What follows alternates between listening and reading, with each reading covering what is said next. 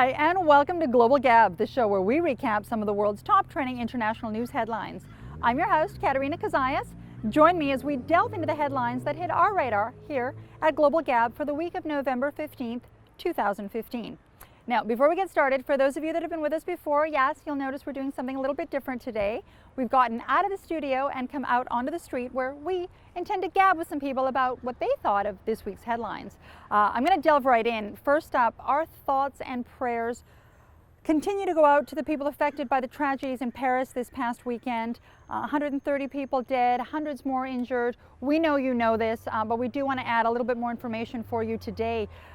French President Francois Hollande coming out and saying that his country is at war. That was further confirmed by his military's presence in Syria. They are bombing ISIS strongholds as we speak. There have also been suspect arrests happening throughout Europe, in France, in Belgium, and in Germany. And so we will keep an eye on things as they progress with respect to that region. Speaking of that region, the Russian plane that was blown up leaving the Sinai Peninsula 2 weeks ago has been confirmed to have been blown up by a bomb. The Russian authorities coming out and saying that they estimate over 1 kilogram of explosives, that's 2.2 pounds of explosives, somehow having found its way onto that plane. Russia coming out and offering now a $50 million reward for anyone that knows anything about what happened with that incident. You know the Russians are serious when they're offering $50 million. $50 million as a reward for tips. So big news there. And finally, there was an earthquake out of the coast of Japan. Another earthquake, yes, I know. Thankfully this time, no one was injured, nothing was destroyed. There was a small tsunami warning issued. It was later retracted. And thankfully, no one was injured there. It was 6.7 on the Richter scale, about 90 miles off the west coast of Japan. For those of you that don't know, there's still 230,000 people that are displaced because of the 2011 earthquake there. That one, of course, killing almost 18,000 people. So thankfully, no lives lost there. A lot more lives being lost, unfortunately, in other areas of the world. We are going to go gab with some people now. We do actually want to gab with you as well. So take to your favorite social media platform. We'd love to hear from you. You can find us on Twitter. It's Global Gab at Katerina Kazayas. Chat with us, gab with us about what your thoughts are. We're going to go find some people and gab right now. So Tito, we're gabbing with people today about their thoughts on the tragedies in France. How concerned are you right now about terrorist threats here in Los Angeles? In all honesty, I don't want to say I'm not concerned, but there's always that one thought. I don't think we should be very scared. Channing, we're asking people today, Saturday morning after you heard about the atrocities that happened in France, how concerned were you about resuming normal activities in your daily life? Honestly, I wasn't that concerned. I mean, I think when events like that happen, I want to be with friends and family. So that's how I chose to do it, was appreciate and be grateful for what I had, and be with the people that I love. Yeah, absolutely. Do you do a lot of international air travel? I do. I just went to Ethiopia this past year, and I've lived in Cambodia and traveled to Southeast Asia and Europe too. Perfect. There were 2 planes that got downed yesterday because of bomb threats. One leaving LAX, one leaving Washington. Are you concerned at all about air travel safety? I think that there's enough things in this world to be scared of on a day-to-day basis, that being fearful for those things is not something that I choose to bring into my life. So, if there are high threats in LAX or something, right, then I'll be more aware of that. Right. But if something hasn't been specifically targeted in the areas that I'm going, then I'm going to let go and see what happens. Live life, absolutely. Thank you so much. We appreciate it. Yeah, thank you.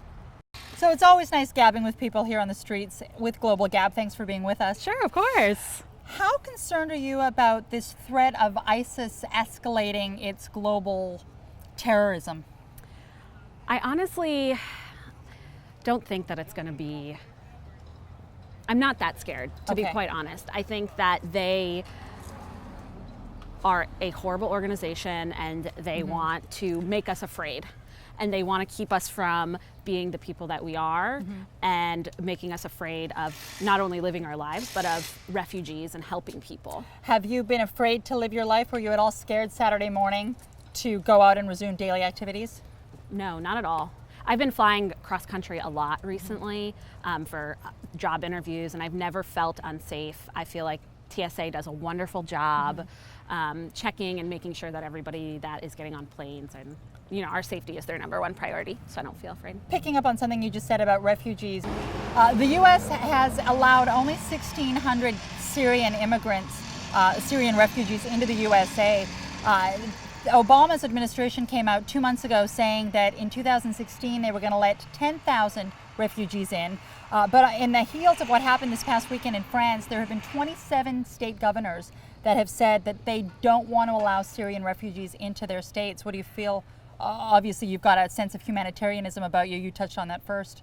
I think that it's incredibly shameful. I come from the state of Maryland, and our governor actually stated the exact same thing. My parents are refugees. My entire family are immigrants to the United States from the Middle East, from Lebanon, and they left to find a better way of life. And I really think that we shouldn't turn people away because they're trying to escape horrible situations and make a life for themselves. And there are a lot of areas in the world that are being affected. In fact, the day before the Paris attacks, there were 2 suicide bombers in Lebanon, in a southern suburb of Beirut, killing almost 50 people. That got nearly no global press coverage. And I personally, I think that's a little bit tragic because we sort of expect that to happen in that part of the world. And you seem to be a perfect example of a refugee, of an immigrant that came to this country, whose family came to this country, and has done really well by being absorbed in this community. Yeah, I think we paint this picture in our media that ISIS only kills, people of other religions, that they're not tolerant to Christians and Jews, but they're actually not tolerant to other Muslim people as well. They kill Muslim people in the Middle East every day. So anybody that goes against their way of life, their radical way of life, is a target. It doesn't matter whether you're black, white, Christian, Muslim, Jewish. It doesn't matter. Do you think there's enough going on with global initiatives to try and stem the autocracies that ISIS is performing? I think that we need to have a global conversation. I think a lot of Middle Eastern countries need to put their hands in the pot as well. So not only Europe and the US, but people that have kind of stood back because they're afraid of what will happen to their country if they kind of go against ISIS. I think everybody needs to get involved. Well, and I know our viewership is made up of global people, and this is a sentiment that we've been hearing across the board. So we'll continue to see how things unfold. Thank you very much for being with us. Thank you so much. Bye-bye. And so you can see the immediate threat of people being scared in LA doesn't seem to be too high. Having said that, there are people with a global social consciousness that do want to see more being done about the source of all of this, the source being the refugee crisis, the source being humanitarian efforts. We're here at Global Gab. We're always willing to gab with you. Thanks for being with us. Join us next week as again we'll be recapping and gabbing about the world's global events. Katerina Kazayas, I'll see you next week.